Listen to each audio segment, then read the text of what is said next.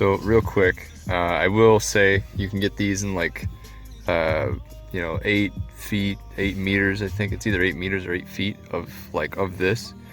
And I would go with, if you have options on these, first of all, I'll put the name of them, whatever the heck these things are called, right there. Okay.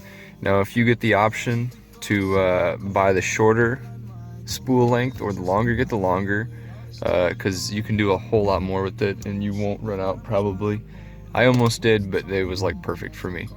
So basically, if you look, this is just a shiny little piece of whatever this is that you just cram in between where the plastic trim isn't done perfectly.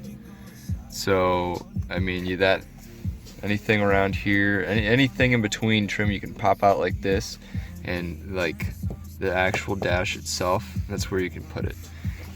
In some spots, like over here on this side of the dash, like that doesn't want to stay in there that well all the time, and they do get a little loose when you heat it up, so like in the sun.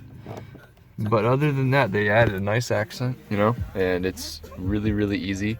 I think it looks good with this because the Impala emblem's already chrome, and then this is, this was, I mean, look at it now. Okay, take a guess at what color you think it was.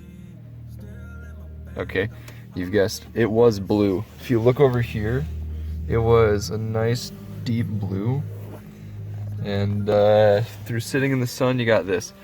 Don't get red because red will turn pink, and don't get dark blue if you want light blue. I don't know. You get the point. One last final thing, since I have 10 seconds of recording. In order to do curves or turns, you simply cut out a little bit like that.